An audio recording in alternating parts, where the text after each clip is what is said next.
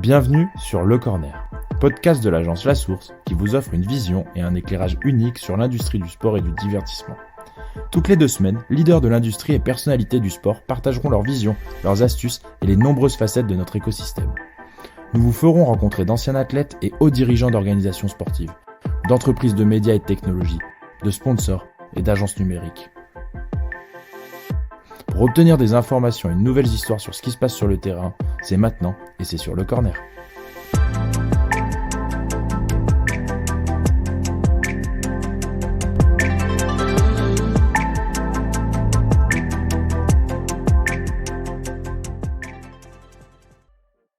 Bonjour à tous et bienvenue dans ce nouvel épisode Le Corner. Aujourd'hui, j'accueille William Martucci. Alors William, c'est marrant parce qu'on a attendu 2 ans avant de tourner un podcast ensemble à peu près. Ça fait 2 ans que le podcast existe. William, bon, on va le dire pour nos auditeurs, on se connaît depuis une longue date, je dirais. Ça se dit une longue date, 2 longues dates, je sais plus. 2 longues dates. 2 longues dates, c'est comme ça qu'on dit. Effectivement, William, on a travaillé ensemble, on va y revenir un petit peu. Et via tes fonctions, c'était plus compliqué pour nous de tourner un podcast ensemble. Ça y est, on a la chance de pouvoir le faire. Et te voilà maintenant être le nouveau invité de notre série Le Corner. Salut William, comment vas-tu ?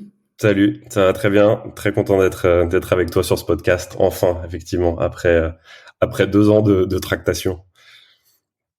Ouais, exactement. On commence toujours par demander à notre invité de se présenter. Là, c'est particulier parce que nous, on se connaît très bien. Et en fait, j'ai l'impression que ce qu'on va se dire aujourd'hui, on en parle tout le temps dès qu'on boit un café ensemble. On parle de sport, on parle de business autour du sport. Dernièrement, tu as écrit pas mal d'articles dans les médias. On a échangé aussi à ce sujet. C'est hyper difficile d'aborder un ton soit, on va dire, très neutre et aussi qui va essayer d'évangéliser un maximum de personnes, et à la fois aussi parfois on a envie d'avoir un ton un peu plus pointu pour parler de ces sujets. C'est toujours hyper délicat. Je sais pas du tout quel ton on va prendre d'ailleurs aujourd'hui. On va voir où ça nous mène, mais en tout cas on va avoir des sujets de conversation hyper intéressants sur où en est le football aujourd'hui d'un point de vue économique. Il y a eu pas mal de réformes, il y a pas mal de pression politique aussi des instances.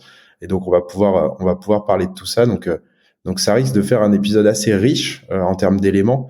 Après, William, je vais te laisser gérer le ton et ce que tu as envie de dire ou de ne pas dire, parce que je sais aussi que ça peut être parfois délicat pour toi.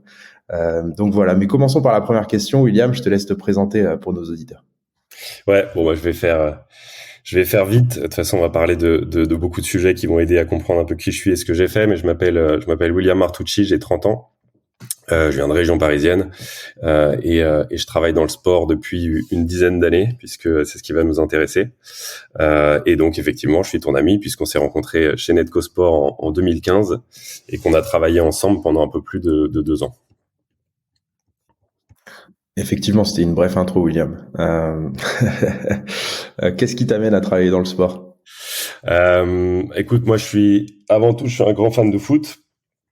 J'ai des origines italiennes et anglaises. J'ai choisi très jeune de supporter l'Italie. Donc là, on est en décembre 2022.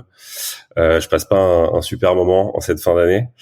J'aurais été mieux si on avait enregistré il y a 1 an, par exemple, en 2021. Après, j'ai grandi dans une famille où le sport a toujours occupé une place importante puisque mon père était boxeur. Mes frères ont fait de la boxe aussi. Moi, ça a toujours été le foot. Et effectivement, j'ai toujours voulu travailler dans ce qui me plaisait. Je dois préciser que un de mes frères a travaillé pendant 2-3 ans dans les droits télé au début de sa carrière, et donc il m'a montré la voie. J'avais passé 1 mois avec lui chez Eurosport pendant la Coupe du Monde 2006, qui est un bien meilleur souvenir pour le coup, où j'avais 14 ans. Ça dépend pour qui. Ça dépend pour qui, ouais. Non, je parle pour moi là. Et donc c'est ce qui m'a donné envie de bosser dans le sport, peut-être par manque d'imagination, juste c'est ce que j'aimais dans la vie. Donc quand j'étais ado, puis au début à l'âge adulte, les premières fois que j'ai réfléchi à ce que je voulais faire, c'était rapidement vers ça que je me suis tourné. Et puis écoute, en découvrant cet univers, ça m'a plu et j'y suis resté. Et donc tu commences ta carrière chez Eurosport. Ouais, alors j'y retourne. Donc là, ouais, là, ce dont je parlais, c'était quand j'étais ado, quand j'avais 14 ans.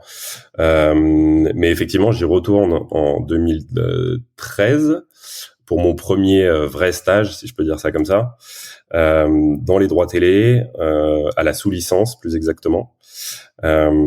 Et donc ouais, c'est là que j'ai vraiment compris que ça me plaisait pour de vrai. Et j'ai enchaîné un deuxième stage tout de suite après ça, toujours en droit télé chez Canal+. Donc j'ai juste traversé le pont entre ici et Boulogne, ce qui m'a permis de faire au total 1 an de formation en quelque sorte dans le sport et dans les droits télé. Et je pense que c'était peut-être la meilleure formation que je pouvais avoir sur ces sujets à cet âge-là. Ouais, tu parles de sous-licence, de droit télé. Aujourd'hui, déjà, c'est assez vague pour certains auditeurs, peut-être. Ça régit pourtant beaucoup de choses de notre économie aujourd'hui, dans le football, mais pas que, dans le sport en général.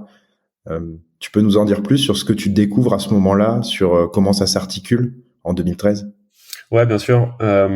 Donc, Eurosport, à ce moment-là, est en train de sortir du groupe TF1, mais est encore dans le groupe TF1. C'est un acteur qui est présent en Europe, mais pas que, dans une partie de l'Asie notamment. C'est une chaîne qui diffuse dans énormément de pays et qui du coup achète parfois les droits télé pour le monde entier. Donc quand t'es une chaîne de télé et que tu veux diffuser un événement, tu dois acheter les droits télé pour le territoire sur lequel tu diffuses. Donc si t'es Canal+ aujourd'hui et que tu t'intéresses uniquement à la France, alors Canal+ c'est pas que en France, mais disons qu'on prend Canal+ en France, t'achètes les droits télé de telle ou telle compétition pour la France. Quand t'es Eurosport et que t'es sur beaucoup de territoires, tu vas essayer d'avoir les droits sur tous les territoires où t'es. Tu vas pas forcément toujours y arriver, mais dans l'idéal, tu veux diffuser partout.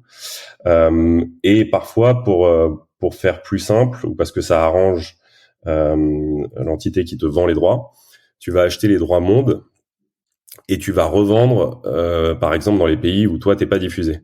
Donc Eurosport n'étant pas aux États-Unis par exemple, pouvait revendre les droits du marché américain à une chaîne américaine. Donc au sein d'Eurosport, qui est une chaîne de télé qui achète des droits pour diffuser des événements, il y avait dans le département de droit télé une petite entité. On était deux. Enfin j'étais avec une autre personne et puis moi j'étais en plus stagiaire, donc c'était 1+1 qui était en charge de la sous-licence et donc de revendre les droits dans les territoires où Eurosport n'est pas, mais aussi, alors c'est pas que ça, c'est aussi faire des deals, par exemple, je dis n'importe quoi, mais si Eurosport veut revendre une compétition qu'elle a dans toute l'Europe, mais en Allemagne, parce qu'elle veut échanger avec une chaîne qui a les droits d'autre chose, voilà, il peut y avoir toutes sortes de deals comme ça. Et pour terminer vraiment d'expliquer tout ce qu'englobe la sous-licence, quelque chose qui m'avait beaucoup intéressé, qui était assez amusant à faire. En fait, n'importe qui veut acheter des minutes d'un match de foot, par exemple, pour créer un résumé ou même pour faire un documentaire sur tel ou tel joueur ou telle équipe, et c'est Eurosport qui a les droits, ça arrivait chez nous. Donc, c'était un coup de fil, un mail pour nous acheter des minutes. Et là, il s'agissait de vérifier si Eurosport était bien détenteur des droits, parce que parfois, tu as les images, mais c'est pas forcément toi l'ayant droit. Et après, tu pouvais vendre comme ça à la minute des extraits de matchs, par exemple. Parfois, tu as les images, mais c'est pas forcément toi qui as les droits. C'est compliqué, ça, pour... Ouais, je peux expliquer. Tout ce que diffuse une chaîne comme Eurosport reste enregistré. Donc, il y a des archives avec tout ce qui est déjà passé à l'antenne. Maintenant, chaque compétition suit des règles qui peuvent être assez différentes. Mais par exemple, tu peux te retrouver à diffuser un match en étant toi-même la chaîne de télé. Tu as les droits le jour où tu diffuses, puisque tu as le droit de diffuser. Tu vas les garder peut-être pendant, ça dépend, des fois c'est quelques jours, des fois c'est une année, des fois c'est jusqu'à la fin du contrat, donc quelques années. Et au bout d'un moment, t'es plus le détenteur des droits. Donc déjà, t'as plus le droit de rediffuser toi-même, puisque ton contrat est arrivé à expiration. Mais évidemment, en plus, t'as pas le droit de vendre les images, t'as pas le droit de vendre ces droits, ils sont pas à toi. Et dans ces cas-là, on peut quand même nous contacter parce que on possède l'image et donc on peut graver ou enregistrer une cassette vidéo et envoyer ça à la personne qui a besoin des images. Et par contre, mon rôle, c'était de dire, les droits appartiennent, je sais pas, à l'UEFA ou à la LFP. Moi, je te vends la prestation technique qui est de te graver le CD et de te l'envoyer, ou de te le mettre sur un FTP ou peu importe comment on faisait.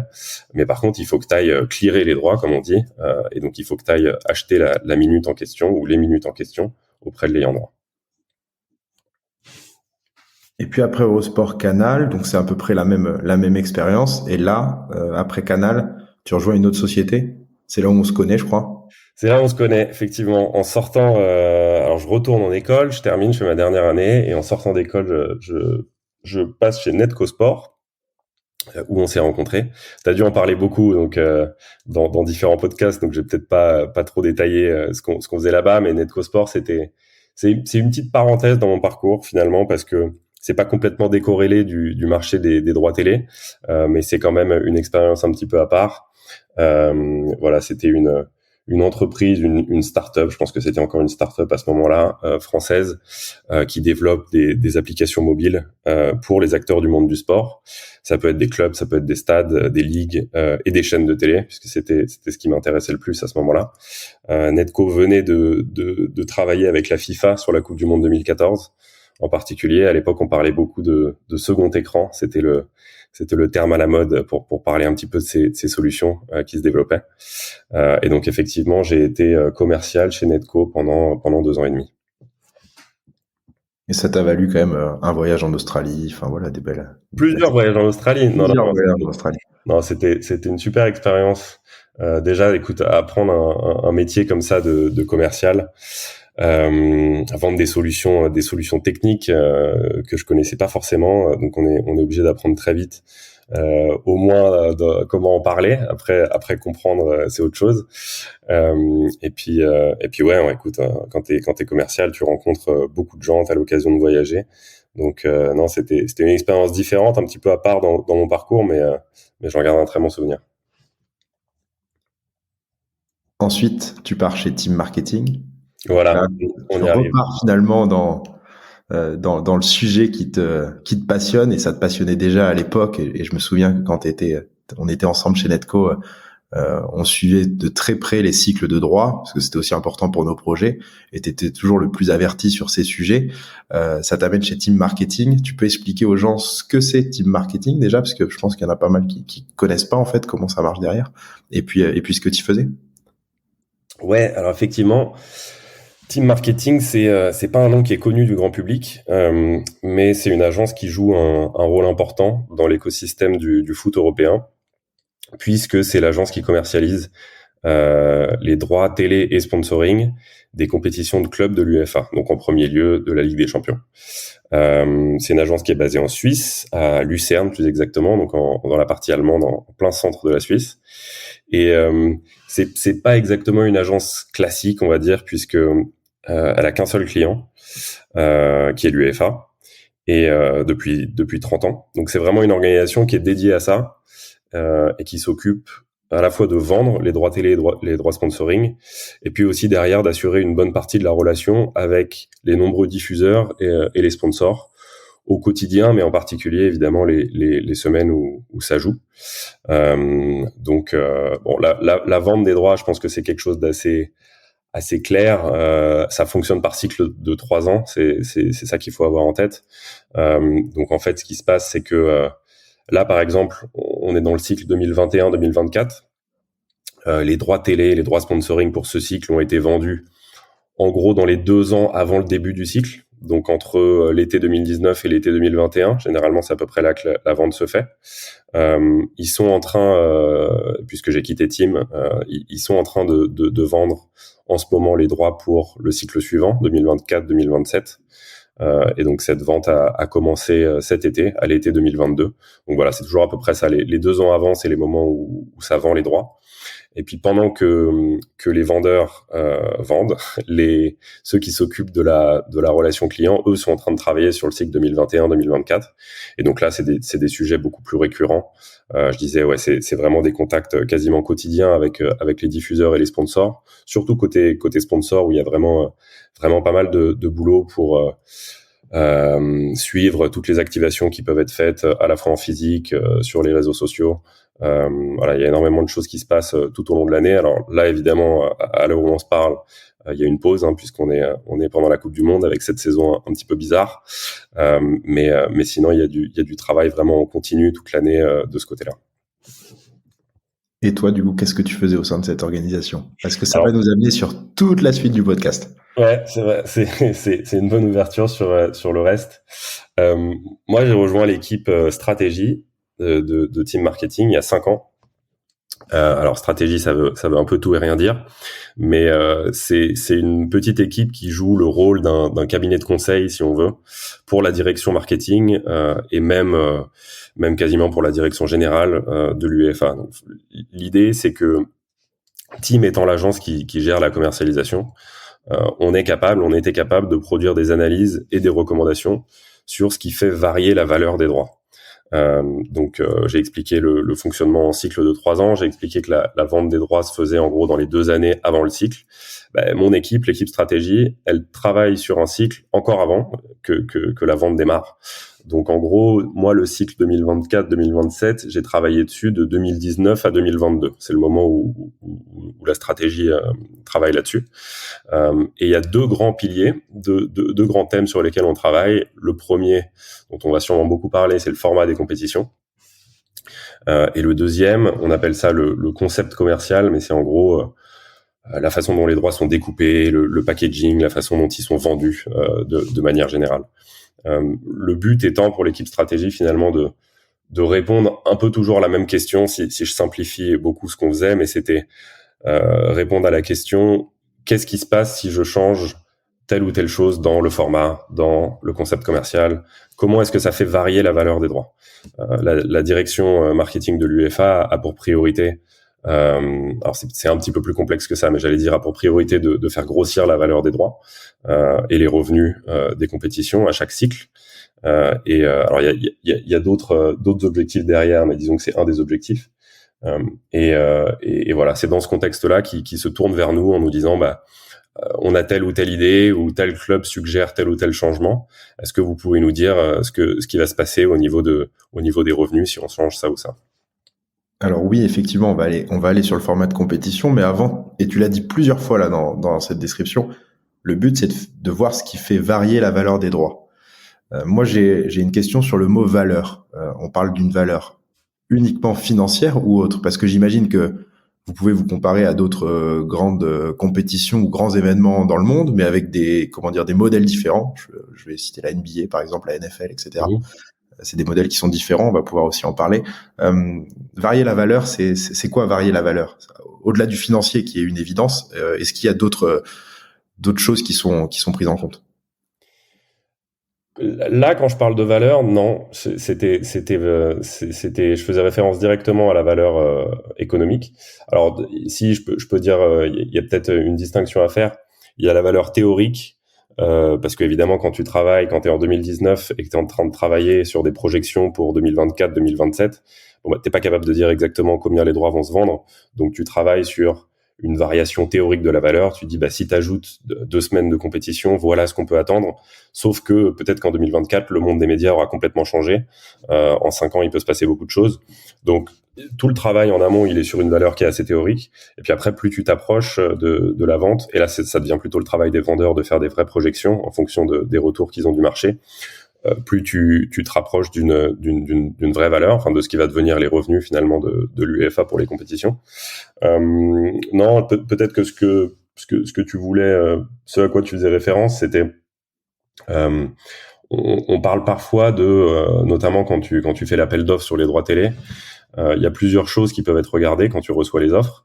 La première, c'est le montant des droits. Donc, quand Canal+ met un montant dans l'enveloppe, c'est évidemment la première chose qu'on regarde, combien ils sont prêts à payer pour tel ou tel lot. Ensuite, il y a évidemment l'exposition qu'ils sont prêts à donner. Donc, sur quelle chaîne est-ce qu'ils vont diffuser les matchs, combien ils ont d'abonnés, évidemment, si c'est une chaîne payante, si c'est une chaîne gratuite, là on bascule vers un modèle qui est assez différent, avec certainement moins de valeur côté droit télé, mais plus de valeur dans le sens d'une diffusion plus large. Et puis il y a un troisième critère qui nous intéresse peut-être pas aujourd'hui, mais qui est, on en a beaucoup parlé en France ces dernières années, mais qui est la sécurité financière, qui rentre aussi au compte. Il faut pas que n'importe qui déboule avec une promesse de te donner 300 millions et est incapable de tenir cette promesse 2 ans plus tard.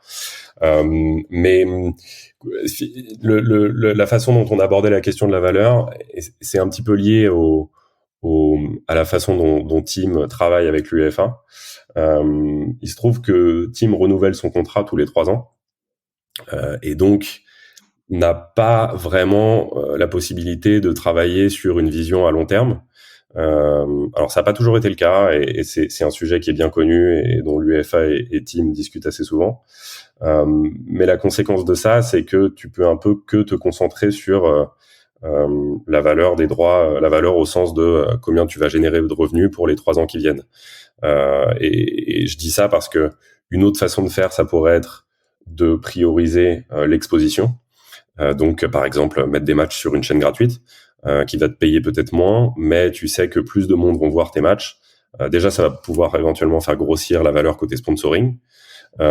Et surtout, sur le long terme, tu te dis, tu vas éviter de perdre des fans, tu vas peut-être même recruter des nouveaux fans parce que de plus en plus de gens vont voir tes compétitions et plus tard, tes droits vaudront plus cher. C'est effectivement, ça fait partie des questions qu'on abordait assez souvent. Mais si je dois résumer très simplement, le fait qu'on travaille que sur des cycles de 3 ans, avec un renouvellement du contrat comme ça sur des cycles assez courts, faisait qu'on devait prioriser la valeur immédiate, c'est-à-dire le montant des droits télé. Super clair, effectivement, tu as compris dans quel sens, vers où je t'amenais, et puis je sais que derrière, je vais pouvoir t'amener sur la valeur du football au global, et si les gens le regardent encore, etc., notamment quand on compare à d'autres ligues ou même d'autres programmes d'entertainment. Du coup, pour faire varier cette valeur, il y a une réforme des compétitions qui arrive d'ici peu, sur laquelle tu as travaillé. J'aimerais bien qu'on prenne le temps un petit peu d'en parler, dans le sens où il y a eu des articles dans les médias où c'était au départ un peu flou sur le modèle, sur ce que ça allait apporter. Toi, je sais que tu es très attaché à quelque chose, c'est le fait d'être juste dans le football aussi. Donc après cette question de réforme des compétitions, on va aussi pouvoir un petit peu parler de tout ça. Tu peux nous l'expliquer, cette réforme, et de pourquoi elle apporte plus de valeur d'un point de vue déjà financier, économique, comme on vient de le dire, et sur le reste? Ouais, alors effectivement, il y a beaucoup de choses à dire sur cette réforme. Puisqu'on est dans la valeur, d'abord je vais partir de là. Effectivement, pour l'écosystème, c'est une augmentation des revenus à laquelle il faut s'attendre, évidemment, puisque c'était l'objectif de la réforme.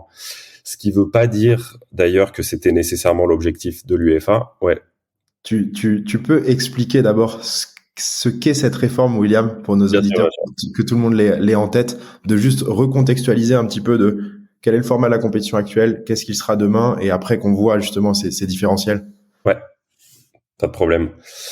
Alors déjà, on parle de la Ligue des Champions. Je vais faire simple, je vais rester sur la Ligue des Champions, même si c'est une réforme qui concerne aussi les 2 autres compétitions que sont la Ligue Europa et la Ligue Europa Conférence, mais avec des paramètres qui sont un tout petit peu différents et qui risquent de compliquer les choses. Donc, parlons de la Ligue des Champions. Aujourd'hui, on a 32 équipes qui participent à la Ligue des Champions et ça commence par une phase de groupe traditionnelle avec 8 groupes de 4 équipes. Quand je dis une phase de groupe traditionnelle, c'est que dans ces groupes de 4 équipes, chaque équipe va jouer les 3 autres 2 fois. Donc, on a 6 journées. Donc 3 matchs à domicile, 3 matchs à l'extérieur contre 3 équipes différentes. Ces groupes de 4 équipes sont ensuite classés ensemble, chaque groupe séparément. Et dans chaque groupe, les 2 premiers se qualifient pour les 8e de finale. Donc on passe de 32 équipes à 16 équipes, on divise par 2. Et ensuite, on a 8e de finale, quart de finale, demi-finale et finale. Je pense que tout le monde est familier avec au moins le format de l'élimination directe. Et effectivement, tout ça va changer. Alors, en tout cas, la première partie de la compétition va changer à partir de 2024. Ce qui va se passer, c'est que, alors déjà, on va passer à 36 équipes, mais le changement est pas directement lié à ça. On aurait pu rester à 32. C'est quelque chose qu'on peut se permettre avec le nouveau format, mais qui n'était pas obligatoire. Mais ce qu'il faut comprendre, c'est que c'est la fin de la phase traditionnelle de groupe, comme on la connaît. Cette fois-ci, chaque équipe va tirer 8 équipes différentes. Donc elle va jouer contre 8 équipes différentes, 4 à domicile, 4 à l'extérieur. Et alors, j'en ai pas parlé pour le format actuel, mais il y a un système de chapeaux qu'on utilise aujourd'hui. Il y a 4 chapeaux. Donc les équipes du chapeau 1 qui sont, pour le dire un peu vite, mais les plus fortes, et les équipes du chapeau 4 qui sont les moins fortes. On utilise les chapeaux aujourd'hui pour avoir des groupes qui sont équilibrés, et aussi d'une certaine façon pour protéger les meilleurs, pour faire en sorte que les meilleurs tombent pas tous ensemble et s'éliminent entre eux, et que du coup ils soient plus là pour la suite de la compétition. Dans le nouveau format, on va conserver les chapeaux, mais la partie protection disparaît complètement, parce que en fait chaque équipe va jouer 2 équipes de chaque chapeau, donc y compris de son propre chapeau. Donc la première chose qu'il faut dire ici, c'est que on passe de 6 journées dans le format actuel à 8 journées dans le nouveau format. Donc on va ajouter 2 semaines de compétition. Et c'était l'objectif principal. C'était ce qu'on voulait suite à une demande des clubs d'augmenter les revenus. On avait dit, dans la situation actuelle, sur 15 semaines, on peut pas faire mieux. La seule façon de vraiment augmenter les revenus, c'est d'ajouter au moins 2 semaines dans le calendrier. Et donc c'est la façon dont ça a été fait. Donc chaque équipe joue 8 équipes différentes. Ça, je l'ai expliqué. Et donc on joue pas, je précise à nouveau, on joue pas la même équipe à domicile et à l'extérieur. Ça, c'est un gros changement. On joue chaque équipe une seule fois. Et tout le monde est classé ensemble. Donc ça aussi, gros changement. Et ensuite, à partir de là, les 8 premiers se qualifient directement pour les 8e de finale. Et les 16 équipes suivantes se rencontrent dans un barrage aller-retour. Donc on a un nouveau tour à élimination directe avant les 8e de finale. Mais alors, ça rajoute pas de semaine dans le calendrier, ce nouveau tour, parce que aujourd'hui, pour ceux qui suivent, vous savez que les 8e de finale se jouent sur 4 semaines. On divise les matchs en 2 pour étaler ça le plus possible. Bon, là, on va les recompresser sur 2 semaines pour faire la place pour les 2 semaines de barrage juste avant. Donc, au niveau du calendrier, la chose importante à comprendre, c'est que on rajoute 2 semaines au total. On passe de 15 à 17 pour la Ligue des Champions. Quand je dis semaine, évidemment, je parle pas de semaine complète. Les matchs se jouent sur le mardi et le mercredi, même si là, il y aura certains jeudis, mais en tout cas, on reste sur des milieux de semaine. Et ça va se faire en janvier, ce qui est un point important aussi, parce que aujourd'hui, en janvier, on a un trou. On a un trou, en gros, entre début décembre ou mi-décembre et fin février, début mars, où il y a un risque pour les chaînes de télé payantes, notamment, qui vendent des abonnements, de perdre des abonnés. Et donc, en venant remplir ce trou, on limite ce risque. Donc, c'est comme ça, c'est par toutes ces façons-là qu'on augmente la valeur des droits. Vas-y, tu peux dire quelque chose. On vient de te perdre un petit peu, William. Tu as eu un petit problème de connexion en même temps. Ok, tu m'as perdu où?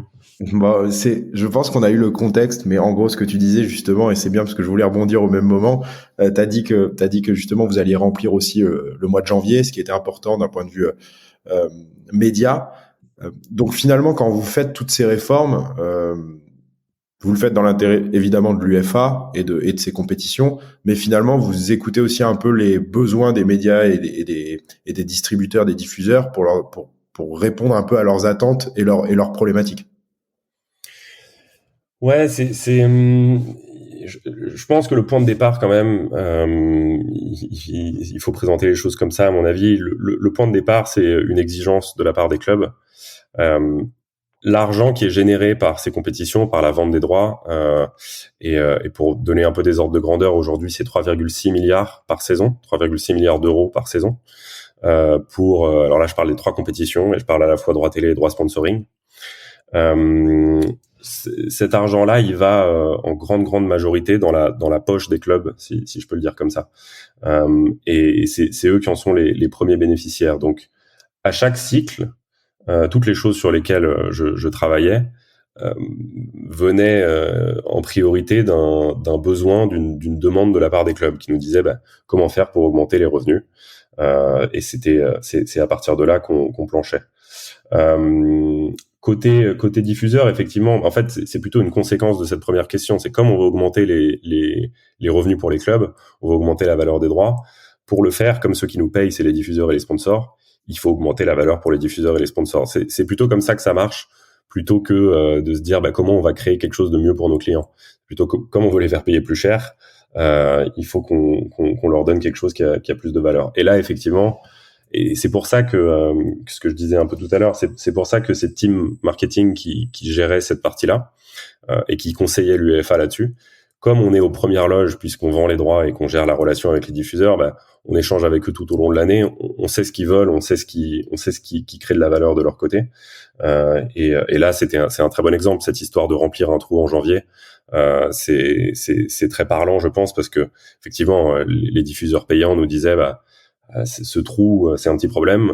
On voit il y a du churn, comme on dit, donc ils ont une perte d'abonnés à ce moment-là de l'année.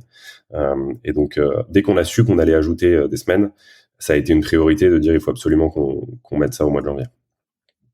Et dans ce que tu dis, ce qui est intéressant, c'est augmenter cette valeur. Il y a une pression des clubs pour augmenter aussi cette valeur parce que la majorité de cet argent est redistribué aux clubs, si je dis pas de bêtises. Mmh.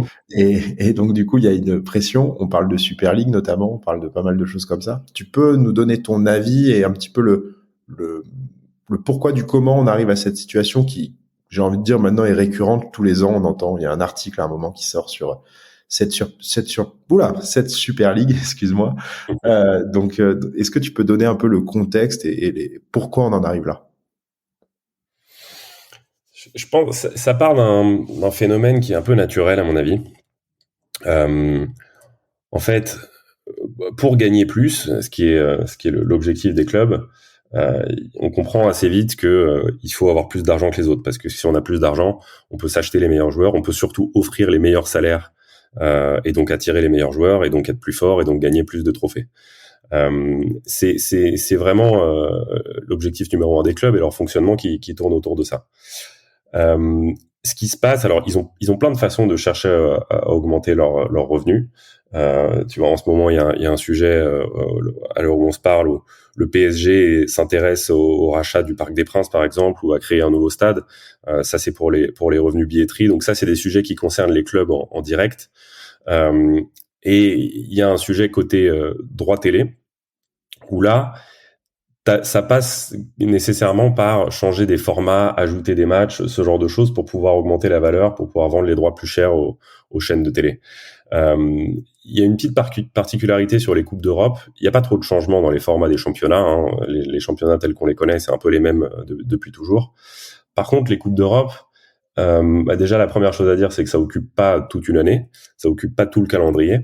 Donc tous les ans, il y a évidemment des clubs qui se disent mais pourquoi on rajouterait pas des dates finalement? Pourquoi ça se joue que sur 15 semaines? Pourquoi ça serait pas 30? Pourquoi on réduirait pas les championnats pour faire de la place aux Coupes d'Europe? Toutes ces questions se posent et la raison pour laquelle elles se posent, elle est assez simple, c'est que tous les clubs ne jouent pas les Coupes d'Europe. Donc ceux qui jouent, et en particulier ceux qui jouent régulièrement, ils voient là une opportunité pour eux de faire grossir leurs revenus sans que les revenus des autres clubs de leur championnat, par exemple, ne grossissent. Quand alors aujourd'hui il y a d'autres problèmes qui se posent pour des clubs par exemple italiens ou français ou allemands. Ils constatent que la première ligue, le championnat d'Angleterre, génère beaucoup plus de droits télé. Donc il y a un retard de ces clubs par rapport aux clubs anglais. Une façon de remédier à ça, c'est de faire grossir, de gonfler les coupes d'Europe auxquelles eux participent. Éventuellement, ça pourra même avoir un effet négatif, sur la première ligue, et donc ça pourra tendre à rééquilibrer les choses. Donc c'est un peu ça les enjeux, c'est un peu ça les raisons pour lesquelles on a un groupe de clubs qui depuis 30 ans, tous les 3 ans en gros, cherchent et poussent pour des solutions pour faire gonfler les revenus des coupes d'Europe. Et ça passe par des réformes, alors toutes sortes de réformes. Il y a un levier dont on a parlé qui est faire grossir la valeur des droits. Et l'idée très simple derrière que je viens de décrire, c'est si tu fais grossir la valeur d'une compétition à laquelle seulement quelques clubs jouent, tu vas faire grossir les revenus de ces clubs-là. Mais pendant longtemps, c'est un peu moins enfin quoi que si, ça va l'être encore un peu pour 2024-27, mais pendant longtemps, la priorité dans les réformes, ça a été d'augmenter le nombre de clubs par championnat qui allaient se qualifier, en particulier dans les gros championnats. Donc ces gros clubs-là, pendant longtemps, ils disaient, en fait, ils étaient pas contents, ils trouvaient qu'ils avaient encore trop de chances de rater une qualification en Ligue des Champions. À un moment, c'était que les champions au début. Après, c'était les 2 premiers, encore le deuxième passait par un barrage. Après, c'est devenu 3. Bon, maintenant, on en est arrivé au point où en Angleterre, Italie, Espagne, Allemagne, les 4 premiers du championnat sont qualifiés d'office pour la Ligue des Champions. Et ça, c'est quelque chose qu'ils ont poussé pendant 30 ans pour en arriver là, pour être vraiment sûr que même en cas de mauvaise saison, c'est quand même difficile pour le Barça ou le Real de pas finir dans le top 4 de la Liga. Ça l'est d'autant plus aujourd'hui que les inégalités ont augmenté et que ces clubs sont relativement protégés à cause de ça. Donc voilà, ça explique un peu pourquoi, d'où viennent ces discussions à chaque cycle. On va y revenir sur les inégalités parce que c'est un sujet qui te tient à cœur. Mais est-ce que cette Super League ou du moins ces projets de créer une ligue fermée et privée, c'est pas aussi idéaliser le modèle américain? Et je te pose aussi cette question parce que tu vois, quand on parle, et on en parlait quand on s'est vu là il y a 2 semaines, et tu vois le côté, est-ce que la NBA finalement, etc. Alors tout le monde dit ouais, les jeunes ne regardent plus le foot, ils font autre chose, etc. Bon, toi tu m'as démontré par des chiffres que c'était pas vraiment vrai, que si on remettait aussi la valorisation des droits télé aujourd'hui par rapport à d'autres événements, finalement le foot restait de loin un des meilleurs, si ce n'est le meilleur. Est-ce que ça idéalise pas un modèle en fait qui est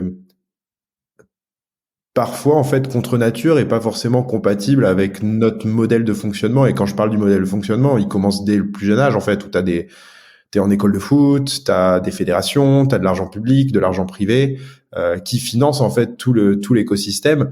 Et après effectivement tu arrives sur des compétitions type Champions League, etc. Est-ce qu'on n'est pas en train d'essayer de reproduire un modèle mais en fait qui est un peu biaisé parce qu'on part pas des mêmes racines? Vaste question sur les racines. Alors j'ai pas mal de choses à dire là-dessus. Il y a plusieurs points. Je crois que le premier point, et je rebondis sur ta formulation qui est de dire est-ce qu'on n'est pas en train d'idéaliser le modèle américain. Effectivement, une des questions qui m'intéresse, c'est est-ce que ce sera même mieux d'un point de vue commercial? Il y a alors aujourd'hui il y a des gens qui défendent la Super League, qui sont le projet n'est pas du tout mort, et il y a toujours une communication qui essaye de nous convaincre que un nouveau modèle qui effectivement se rapprocherait du modèle américain pourrait faire du bien à l'ensemble de l'économie du sport européen. Un premier point, c'est que c'est loin d'être démontré. L'idée un peu derrière tout ça, c'est de dire on va mettre les plus gros ensemble, on va créer la compétition avec toutes les grosses équipes qui vont jouer les unes contre les autres toute l'année, et c'est évidemment ça qui va créer le plus de valeur et que les gens vont regarder. Ce qui est sûr, c'est que si on fait ça, effectivement, ça va devenir la compétition numéro 1 et que ça va finir par tuer un peu les championnats. On y reviendra peut-être, mais ça, c'est un effet sur lequel on peut avoir assez peu de doutes. Ce qui est sûr aussi, c'est que en faisant ça, et d'autant plus si on arrive à un point où, imaginons qu'on mette 20 clubs et qu'on fasse vraiment un vrai championnat sur 38 journées entre les 20 meilleurs clubs européens, oui, cette compétition, elle va générer plus de revenus que n'importe quelle compétition aujourd'hui. Et je dis ça parce que on entend beaucoup on voit beaucoup de comparaisons qui sont faites entre la Ligue des Champions, qui est censée être qui est la compétition majeure dans le foot européen. Les revenus de la Ligue des Champions sont parfois comparés à ceux de la NFL ou de la NBA ou voilà. Mais là où ces gens-là vont un petit peu vite, c'est que ce qu'ils oublient de regarder, c'est le total. C'est-à-dire que pour faire la comparaison correctement, il faut prendre Première Ligue, plus Liga, plus Ligue 1, plus Serie A, plus Ligue des Champions. Et quand on met tout ça ensemble, le foot est très très loin devant. Alors peut-être moins loin aujourd'hui devant la NFL, mais quand même loin devant. Et puis encore très loin devant le troisième sport qui est le basket, avec la NBA qui prend la plus grosse part. Mais donc sur cette question-là, en tout cas mon point de vue, c'est d'abord de dire c'est loin d'être prouvé que le total augmenterait. On peut même penser qu'il baisserait, parce que finalement on se retrouverait avec des compétitions nationales qui représentent aujourd'hui, c'est la majorité des revenus qui viennent des championnats nationaux. Il suffit qu'on perde 10 ou 20% côté championnat, parce qu'ils sont devenus juste moins intéressants, parce que les gros n'y participent plus, ou alors ils y participent encore, mais ils sont tellement gros qu'il y a plus trop d'intérêt. Et si on doublait ou triplait les revenus de la Ligue des Champions, c'est pas sûr qu'on arrive à compenser ce qu'on perd du côté des championnats nationaux. Donc, du point de vue sur la question de est-ce qu'on n'idéalise pas le modèle américain sur la partie commerciale, moi je pense que si, ou en tout cas c'est une question légitime. Après sur le modèle en lui-même, sur les racines, sur la tradition européenne, moi j'ai un point de vue de fan et j'ai une préférence Et on peut totalement avoir d'autres préférences. Effectivement, j'ai grandi avec un modèle où je crois que la chose la plus importante dans mon esprit, c'est que à peu près n'importe quelle région peut avoir un club qui, à un moment, s'il bosse bien sur 5, 10, 15 ans, peut tout doucement se hisser au sommet, sur le plan national d'abord, mais éventuellement sur le plan européen. Européen, c'est de moins en moins vrai. C'est même peut-être plus vrai du tout. Hein. Je crois que c'est un peu une illusion si on s'imagine que, je sais pas, le FC Nantes peut encore aujourd'hui accéder à la Ligue des Champions et puis la gagner ou arriver en finale ou quelque chose comme ça. Je crois qu'on n'en est plus là malheureusement. Et justement, c'est une chose vers laquelle j'aimerais revenir. Niveau national, c'est aussi de plus en plus dur, mais en tout cas, c'est ce qui caractérisait le modèle européen. Et pour moi, on a un petit peu deux directions pour la suite des choses. Soit on acte que ça c'est fini. Et effectivement, on va vers une Super League et on dit bah voilà, le modèle européen est mort. On a plus cette mobilité dans la hiérarchie qu'on avait avant et qui faisait la beauté du modèle européen. Ce qui veut dire aussi par là que on va perdre énormément en diversité, parce que une énorme différence entre le modèle européen et le modèle américain, c'est qu'on a beaucoup de clubs professionnels de foot en Europe, dans tous les pays, alors qu'aux États-Unis, finalement, tu comptes le nombre de clubs pro de foot américain, je veux pas dire de bêtises, je sais pas combien il y en a en NFL, mais si tu fais un rapport par rapport à la superficie du territoire et le nombre de clubs, il est bien plus faible aux États-Unis. Il y a plusieurs États, il y a pas mal d'États américains qui ont pas de club de NFL. Ouais, mais Je pense qu'il y a aucune région en Europe qui a pas un club pro de foot. Ouais.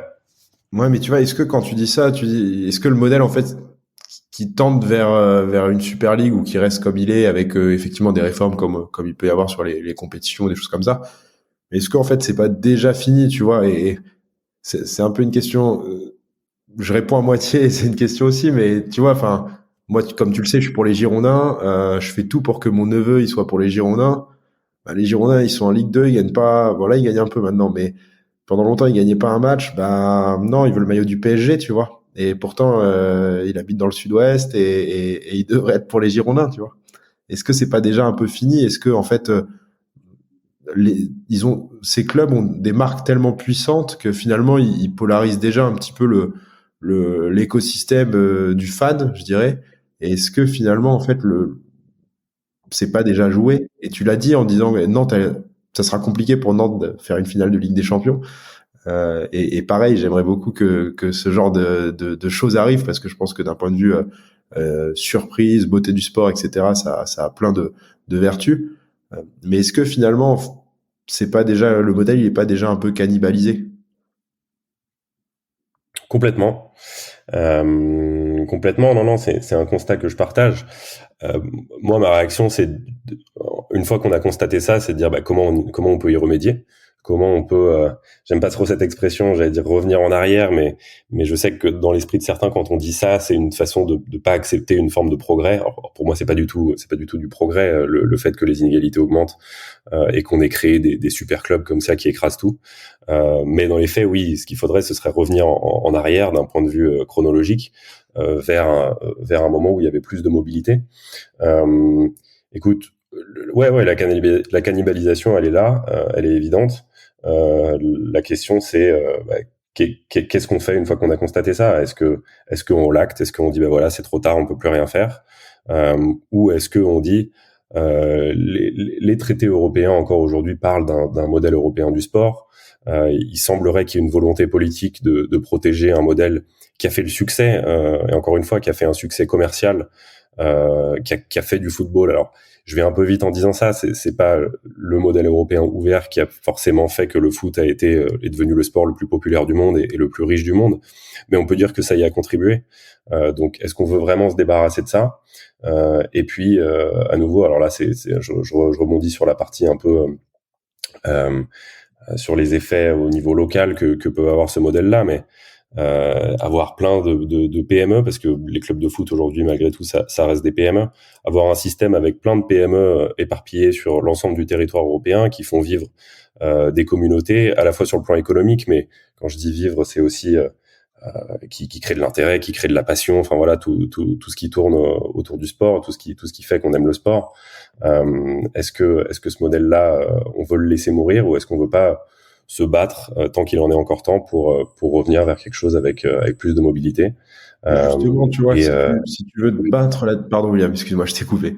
C'est pour nos auditeurs, pour qu'on le sache, on a dû couper nos caméras pour regarder un bon audio. Du coup, on se voit pas, et donc désolé, je t'ai coupé la parole. Mais tu vois, là-dedans, dans tout ce que tu dis, justement, toi, et c'était un peu le sens qu'on voulait donner aussi à ce podcast après. Tu travailles aujourd'hui sur des études sur justement les inégalités, qu'elles soient économiques, technologiques, économie, côté social, justement, de créer des PME sur un bassin pour créer de la valeur, qu'elle soit en termes d'événements, de plein de choses.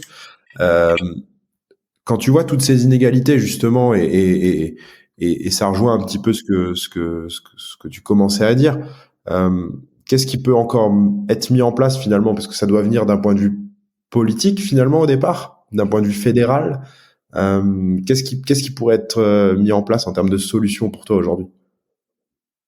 Et puis même, tu vois, sur les écarts, qu'est-ce que tu vois, c'est quoi les écarts? On a beaucoup parlé d'écarts d'un point de vue financier, mais je pense qu'il y a un écart d'un point de vue technologie, d'un point de vue ressources humaines. Tu prends le PSG, le nombre de salariés du PSG et le nombre de salariés du FC Metz, je pense pas que ce soit le même, tu vois. Donc c'est quoi les solutions qui pourraient être mises en place selon toi? Ouais, alors sur cette question-là, déjà, peut-être pour commencer, je pense qu'il faut comprendre qu'il y a des mécanismes en place qui empêchent les choses d'être pires. C'est pas un discours qu'on entend souvent, et donc on a peut-être tendance à oublier ça, mais par exemple, les droits télé sont centralisés, ce qui n'a pas toujours été le cas, ce qui fait qu'une partie de leur distribution, elle se fait sur des critères égalitaires pour empêcher que les meilleurs ils prennent une trop grosse part du gâteau et qu'ils deviennent trop rapidement trop gros. Alors ça peut paraître bizarre parce que je suis plutôt en train de dire qu'ils sont en train de devenir trop gros de toute façon, mais disons que ça va un petit peu moins vite grâce à certains mécanismes.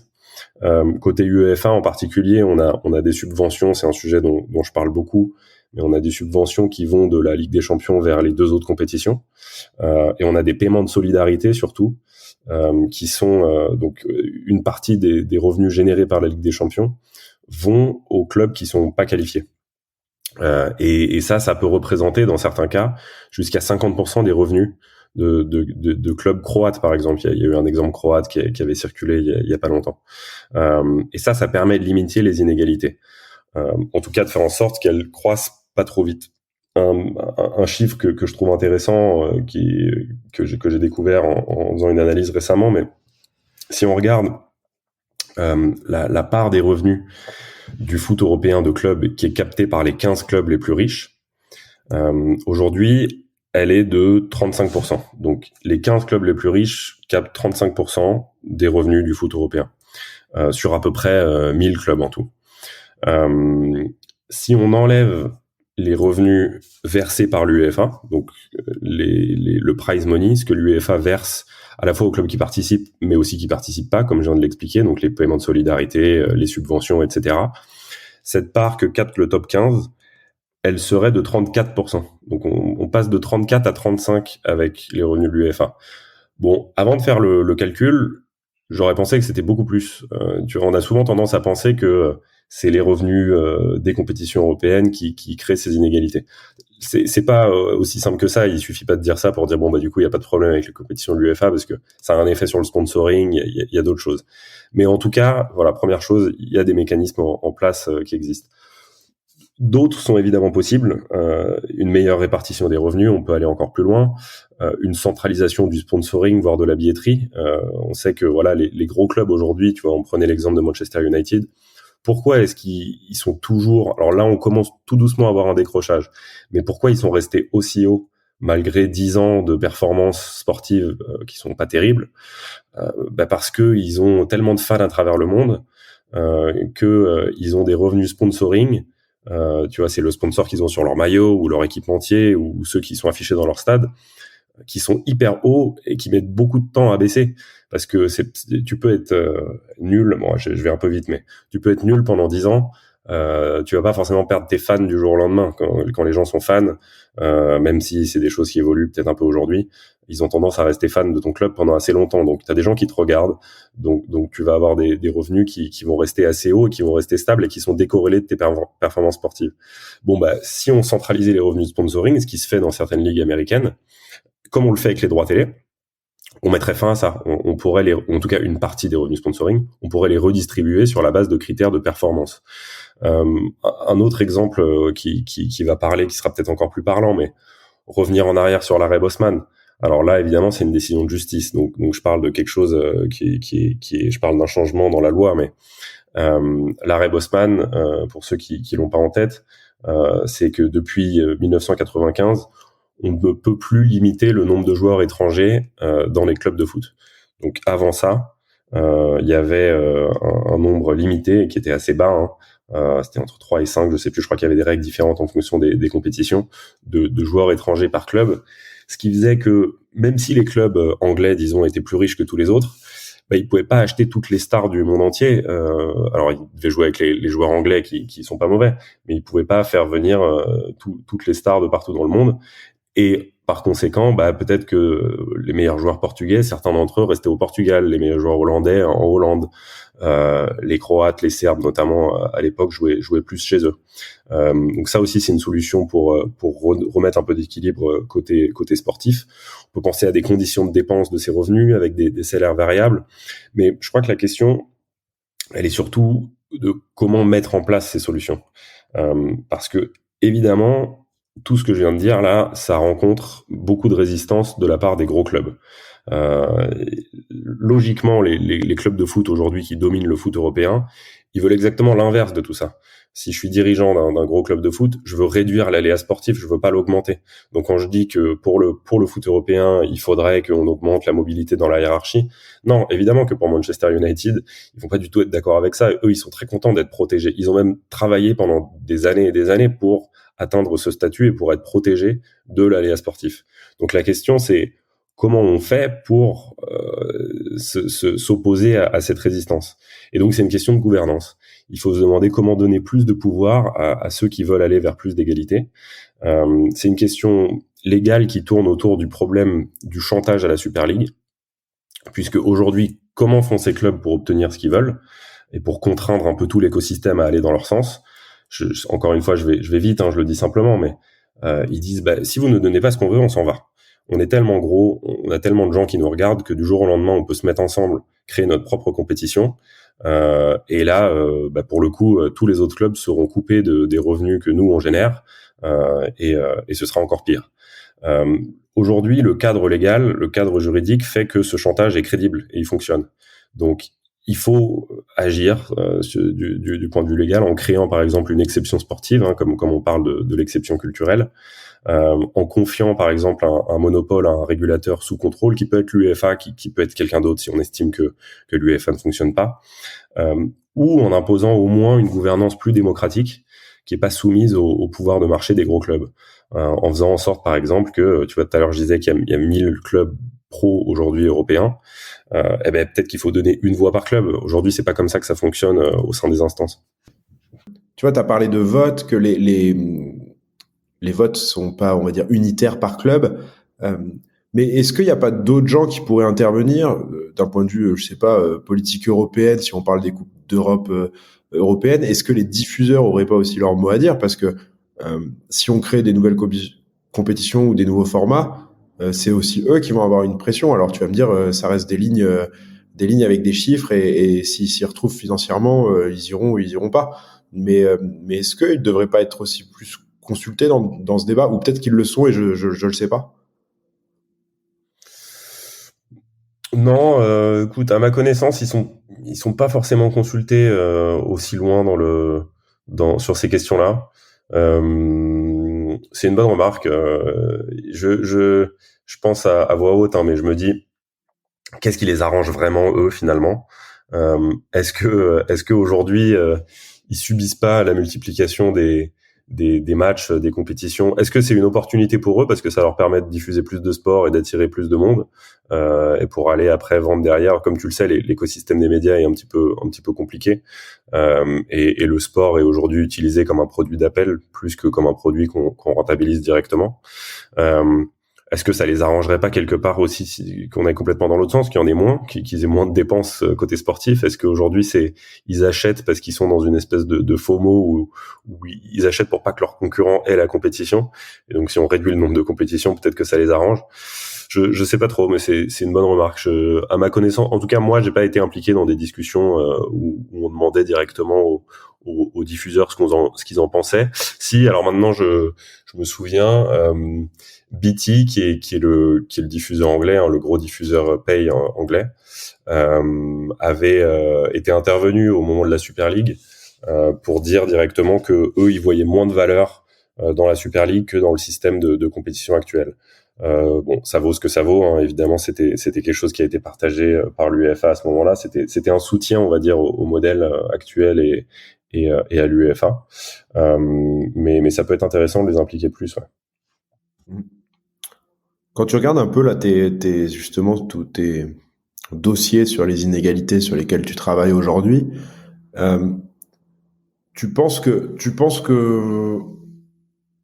les grands clubs sont prêts à passer le cap, parce qu'il y a quand même un truc entre le dire, mettre la pression et passer le cap, parce que potentiellement tu vas avoir 2-3 années où ça va être une zone grise en termes de valorisation, etc. Et puis aussi, il y a un truc qu'on n'a pas dit, c'est que oui, on a dit que les gros clubs étaient mieux structurés, avaient une solidité économique plus importante, etc. Mais c'est quand même des métiers différents après d'aller vendre les droits, d'aller commercialiser du sponsoring, etc. en tant qu'organisateur de compétition. Parce que là, si ces clubs se mettent tous ensemble, et pareil, je réfléchis à voix haute, mais si ces clubs se mettent tous ensemble, il faut bien après un organisme au milieu qui fasse l'arbitre de tout ça. Et en fait, est-ce qu'on recrée pas un modèle où ils vont aller se battre entre eux après, mais pour des sujets qui sont un petit peu similaires à ceux d'aujourd'hui? Si, dans une certaine mesure, je pense. Alors sur la question de la crédibilité de leur menace, évidemment, il s'est passé quelque chose en 2021 qui me fait répondre peut-être différemment de ce que j'aurais dit avant. C'était une question que je me posais et tu vois, je faisais plutôt partie de ceux qui disaient mais ils peuvent pas, ce serait beaucoup trop risqué pour eux de se détacher complètement de l'UEFA comme ça et d'aller créer leur nouveau truc. Écoute, ils ont prouvé qu'ils étaient prêts à le faire et que c'était pas juste une menace. Il y en a 3 qui continuent à nous montrer qu'ils y croient et qui veulent y aller. Donc je pense qu'il faut le prendre au sérieux. Et en tout cas, on a toutes les raisons de le prendre au sérieux. Et de toute façon, ça va au-delà de la question de la Super League, parce que même si c'est juste une menace, il faut mettre fin à cette menace, parce que cette menace, elle permet aussi d'obtenir les réformes qui créent de plus en plus de problèmes. Après, sur comment faire, sur les problèmes qu'ils risquent de rencontrer, non, effectivement, t'as posé les bonnes questions. Je pense que, alors eux, ce qu'ils voient en premier lieu, c'est le fait de dégager les fédérations et par extension les plus petits clubs de la gouvernance. Aujourd'hui, ce qui les embête, alors ils présentent les choses de manière un peu simple en disant que c'est l'UEFA qui contrôle tout, c'est l'UEFA le problème, ils pointent des défauts de gouvernance de l'UEFA qui sont réels, mais l'UEFA c'est l'union des fédérations européennes, donc l'UEFA c'est les fédérations c'est ce qui permet de représenter du sport pro au sport amateur, hein, l'ensemble de l'économie du football. Dans le mode de gouvernance de l'UEFA, il y a une implication des ligues à plusieurs niveaux. En fait, la question c'est une gouvernance où seuls les gros clubs sont représentés et décident de tout seul, ou une gouvernance où on implique tout le monde, y compris des clubs qui jouent pas ces compétitions, mais qui sont impactés par ces compétitions.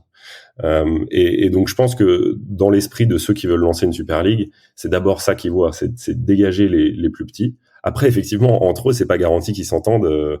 A priori, ils avaient trouvé quelque chose quand ils ont lancé ça en 2021.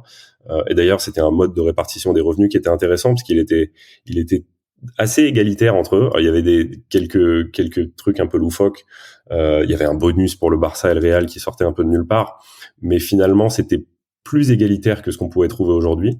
Et on pouvait même dire que ça allait permettre à des clubs comme rien que les clubs italiens, tu vois, qui sont à la limite, qui sont même pas dans le top 10 aujourd'hui d'un point de vue économique, ou même des clubs comme Dortmund qui avaient refusé mais qui étaient invités, de rejoindre peut-être une élite et de se rapprocher d'un point de vue économique. Parce que l'image que j'ai un peu en tête, c'est que ils voulaient, les plus gros voulaient ouvrir la porte derrière eux et faire rentrer encore 2-3 clubs dans l'équipe, et puis la fermer définitivement, quoi. Et c'est une façon de dire, on va créer un truc on va être 15-20 très gros, assez, avec quelque chose d'assez égalitaire et donc d'intéressant à suivre. Mais par contre, pour rentrer dans ce club, ça va devenir quasiment impossible. Et je pense que du point de vue de la gouvernance aussi, c'est ça qu'ils ont en tête. Mais effectivement, ça garantit pas qu'entre eux, ils finissent pas par se prendre la tête de la même façon. Et t'as ce problème qui va quand même se mettre un peu partout dans toutes les compétitions et dans tous les sports, tu vois, parce que là on est en période de Coupe du Monde, on voit que il y a des réflexions aussi de la part de la FIFA du coup pour des réformes. Tu l'as dit, c'est aussi se battre dans des grilles de programme, c'est aussi se battre sur des sujets de gouvernance, mais finalement, tu vois, et je reviens sur le truc où on parlait au début de cannibaliser un modèle et aussi de peut-être trop se focaliser sur le modèle américain. Tu l'as dit, hein, l'UEFA représente des fédérations. Les fédérations, c'est le sport amateur. Donc, c'est quand même revoir tout l'écosystème aussi qu'il y a autour. C'est ma dernière question pour terminer sur le sujet. Mais est-ce que finalement, c'est une tendance qui va se déployer sur tous les sports? On l'a vu, il y a l'Euroleague en basket, hein, avec ses qualités et ses défauts. On voit qu'il y a aujourd'hui un consortium entre plusieurs organisations dans le rugby. Est-ce que finalement, c'est pas aussi le sens de l'histoire, tu vois, d'arriver sur quelque chose de beaucoup plus unifié, peut-être beaucoup plus lisible aussi pour le fan à la fin. Et je sais pas si dans tes inégalités, même dans ce que tu faisais au sein de Team, on n'en a jamais parlé ensemble, mais est-ce que vous regardiez un petit peu justement aussi ces tendances d'unification, je dirais? Ouais, alors effectivement, on surveillait ce qui se faisait un petit peu partout. Aussi parce que pour les questions légales et juridiques, parce que effectivement il y a eu des tentatives de Super League ailleurs, et c'était intéressant de voir si la justice européenne et la Commission européenne pouvaient réagir à ces choses-là ou pas. Écoute, je sais pas trop. Cette histoire de sens de l'histoire, tu sais, c'est un petit peu. J'y faisais référence tout à l'heure en disant que j'aimais pas dire que je voulais revenir en arrière. Moi, je trouve que l'évolution, elle a été une évolution vers des dérives. Et donc, si le sens de l'histoire, c'est de dériver, j'aime pas trop ça. Et c'est plutôt comme ça que je me représente les choses aujourd'hui. J'ai l'impression que je pense pas qu'il y ait un problème de lisibilité dans le foot européen, même si je peux comprendre que pour un novice, ça peut sembler un peu compliqué de regarder, de se dire c'est qui le meilleur à la fin de l'année, quoi, puisqu'il y a le champion d'Angleterre, il y a le champion d'Italie, il y a le champion, et puis des fois il y a le champion d'Europe qui a pas gagné son championnat, donc on comprend plus s'il est vraiment meilleur que les autres. Ça, ok, c'est bon. Moi qui suis fan depuis longtemps et qui suis habitué, ça me pose pas forcément de problème. Ouais, mais tu vois, William, sur ça, tu vois, c'est marrant. Nous, tu vois, au sein de l'agence, on travaille avec beaucoup de startups américaines, comme tu le sais. Et donc, ils arrivent avec un modèle, je sais pas, les Bulls, ils jouent pour la NBA, point, tu vois. Et nous, au début, on essaye de prendre vachement le temps, tu vois, d'évangéliser et de leur faire comprendre que le marché est réellement différent. Et quand tu expliques que tu prends l'exemple du PSG, on est en France, on prend toujours cet exemple, et on dit, le PSG, il joue la Coupe de France, ouais, ça c'est la FFF, il joue la Ligue 1, ouais, ça c'est la LFP, il joue la Champions, ça c'est l'UEFA. Et en fait, c'est déjà le bazar pour eux, tu vois. Et alors oui, nous, dans notre culture, ça paraît assez logique, tu vois. Mais finalement, d'un point de vue extérieur, tu peux aussi te dire, oui, c'est vrai que on a rendu les choses peut-être un peu complexes. Ouais. C'est une bonne remarque, hein. Je suis d'accord avec ça. J'ai envie de rebondir, hein. À chaque fois que j'entends un peu ça, ça me fait penser à la boxe. J'en parlais tout à l'heure, mais tu vois, la boxe, c'est peut-être le pire exemple. Je sais pas s'il y a Ouais. pire en termes de nombre d'organisations différentes qui organisent un championnat du monde et qui donnent un titre de champion du monde. Tu comprends plus rien. Dans chaque catégorie, il y a 5 ou 6 champions. Euh, on n'en est pas, on n'est pas si loin dans le foot, mais oui, ça peut être peut y avoir un peu de confusion à cause de toutes ces compétitions différentes. Après, disons, ma façon de voir les choses, c'est plutôt quel est le problème avec ça? Est-ce qu'on peut me prouver que ça pose un problème? Si c'est de dire, bah, du coup, les Américains ont un peu plus de mal à s'intéresser au foot et on a du mal à faire croître les revenus aux États-Unis. Bon, moi, en tant que fan de foot, je sais pas si c'est une question trop importante pour moi, quoi. Est-ce que le but, déjà, la première chose à dire et à redire, c'est que le foot est le sport le plus riche du monde de très loin. On n'est pas dans une situation où le foot est menacé, même si, alors c'est le discours hein, des supporters de la Super League. Mais même si c'était le cas, je suis pas trop sûr que c'est une question qui m'intéresse beaucoup. Est-ce que j'ai vraiment, tu vois, moi je suis fan de foot, je suis pas fan de marketing sportif. Ce que je veux, c'est pas que le foot soit le sport le plus riche du monde. Je veux que ça fonctionne bien, que le modèle reste ouvert. Idéalement, alors je parle énormément de foot depuis tout à l'heure parce que c'est mon sport, mais si les lois doivent évoluer, ça ne concernera pas que le foot, ce sera le sport européen en général, et c'est le modèle sportif européen, c'est pas le modèle du foot européen dont on parle depuis tout à l'heure. Donc, si ça peut concerner un peu tous les sports, tant mieux. Mais il y a un côté, tu vois, c'est un petit peu comme la question de la Coupe du Monde tous les 4 ans. Hein. On a eu, c'est vrai que c'est une remarque assez logique finalement de dire bah pourquoi on fait pas tous les 2 ans ou tous les ans en fait, puisque tout le monde adore ça, puisque tout le monde attend ça avec impatience. Pourquoi cette compétition qui est la compétition numéro 1, on la joue aussi peu? Bah je sais pas, parce que ça marche, parce que les gens aiment ça. C'est peut-être sa beauté qu'elle soit tous les 4 ans, justement. C'est peut-être quoi? C'est peut-être sa beauté, finalement, qu'elle soit là tous les 4 ans, tu vois. Ouais, bah il y a effectivement il y a la question de la rareté qui rentre un peu en ligne de compte. Non, mais disons que si je suis pas quelqu'un de dogmatique. Si demain, tu vois, il y a une étude ou il y a quelque chose d'assez sérieux qui nous montre que en fait, ça pose un problème toutes ces compétitions là, le fait qu'on ait plein de championnats différents, c'est une menace pour l'avenir du football européen et que si on continue dans cette direction, bah je sais pas, tous les petits clubs là, cette diversité dont je parlais et que j'aime bien, finira par disparaître parce qu'en fait c'est pas tenable. Peut-être que je changerais de disque et je te dirais bon bah en fait effectivement ce modèle il a des problèmes.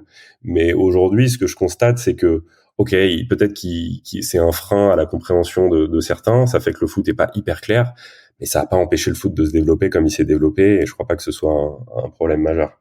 Non, et puis je pense que tu viens de l'identifier, c'est qu'en fait, tu l'as dit, t'es un fan de foot, pas de marketing sportif. Et en fait, je pense que ces deux visions qui s'opposent parfois, c'est que t'as le fan de foot qui a juste envie de prendre du plaisir à consommer du football, à jouer, à regarder des highlights, peu importe. Et puis t'as l'expert en économie et en business, on va dire, et qui lui voit d'autres intérêts.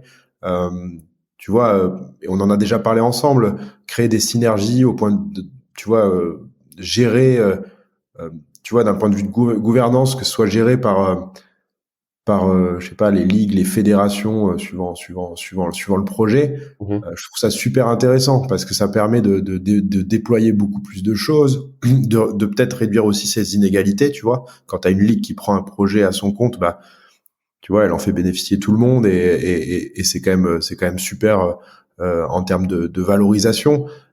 Et ça rend peut-être un peu les choses plus compliquées chez nous, tu vois. Mais là, je me place d'un point de vue business pur.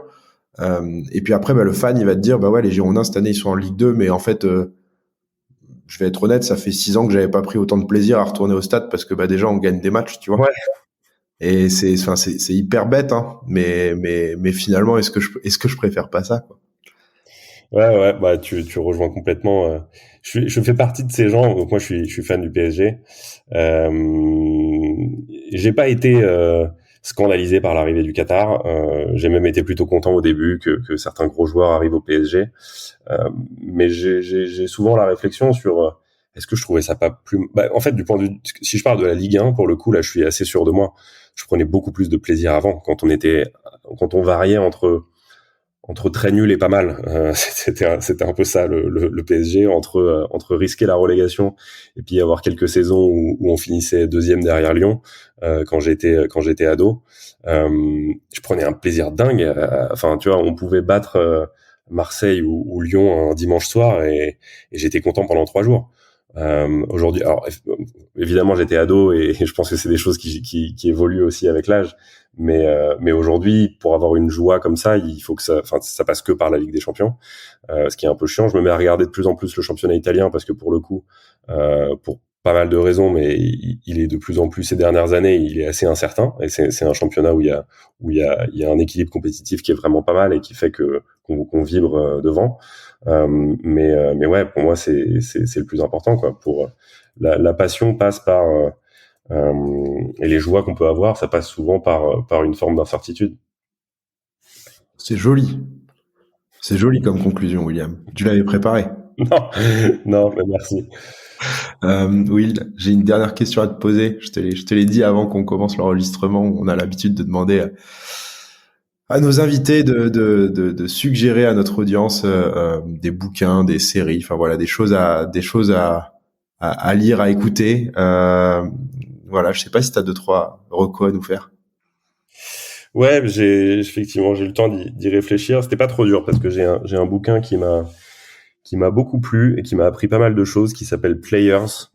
Il doit y avoir un sous-titre parce que je pense que si tu cherches juste Players, tu le trouves pas. C'est Players, How Sports Became a Business. Donc comment le sport est devenu un business, de Matthew Futterman. Il doit avoir 4-5 ans. Je pense que j'avais dû l'acheter quand il était sorti. C'est bon, bah, le sous-titre explique bien de quoi ça parle, hein. Mais ça part de, si je me souviens bien, ça part du golf et du premier golfeur dont j'ai oublié le nom, mais qui a professionnalisé un peu sa carrière, si on veut, et ce qui a abouti à la création de l'agence IMG. Voilà, tout a commencé là. Ça parle pas de foot, de mémoire. C'est vraiment très centré sur les US. Ça parle beaucoup de sport américain, ça parle de tennis notamment, et ça explique assez bien comment on est passé du sport qui n'était pas forcément professionnel. C'est un peu la création du marketing sportif, quoi. Et ce qui m'a beaucoup marqué là-dedans, c'est que justement c'est très centré sur je connaissais assez bien le système européen. J'étais pas trop au fait de comment les choses s'étaient organisées aux États-Unis et comment ils en étaient arrivés là où ils en sont aujourd'hui, avec ces ligues fermées, ces franchises, etc. Et en fait, je trouve que c'est un bouquin qui ouvre pas mal les yeux parce que on se rend compte que c'est des choix. Enfin, tu vois, il y a pas, tu vois, tu me parlais du sens de l'histoire tout à l'heure. Je rebondis là-dessus parce que justement en lisant ça, je me suis dit, bah, il y a pas de sens enfin, les choses, c'est une succession de choix politiques, de prise de conscience de la part de certains acteurs à certains moments, de joueurs qui se syndicalisent. Tu vois, aux États-Unis, ils l'ont fait assez tôt et aujourd'hui, les syndicats de joueurs jouent un rôle hyper important dans les ligues américaines, beaucoup plus qu'en Europe. On le voit avec des grèves, notamment en NHL. Exactement. Exactement, c'est à ça que je pense notamment.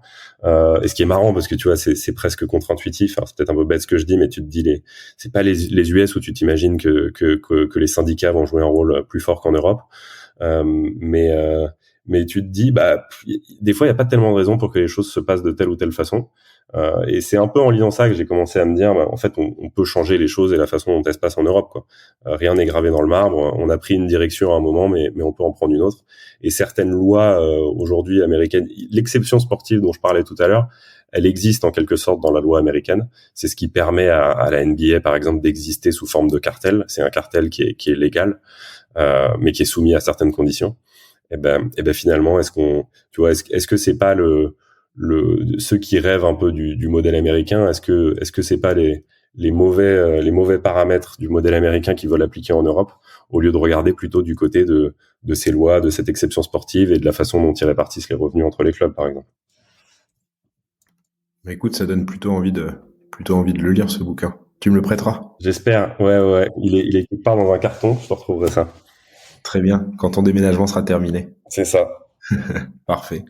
Merci beaucoup, William, pour ton temps. On a un petit peu rallongé par rapport à ce que je t'avais dit au départ, mais c'est qu'il y avait plein de choses à dire. Écoute, on va suivre cette réforme, on va suivre aussi la vision du fan sur cette réforme. Est-ce qu'on sera très content de voir des PSG Liverpool un peu plus souvent? En tout cas, je l'espère. Et je te souhaite une bonne continuation. Merci beaucoup David. C'était un plaisir de discuter de tout ça avec toi, même si on le fait déjà souvent. Et je te dis à bientôt. À bientôt, salut. Ça y est, vous êtes arrivé à la fin de cet épisode. On espère que vous l'avez apprécié, et si c'est le cas, n'hésitez pas à lui donner 5 étoiles sur votre plateforme d'écoute préférée. En attendant, vous pouvez toujours visiter notre site internet www.lasource.io pour en savoir plus sur nos activités, ou tout simplement vous abonner à notre newsletter pour recevoir le meilleur de l'actualité, sport et tech chaque mois dans votre boîte mail. Et je vous dis à bientôt pour un nouvel épisode Le Corner. Le Corner.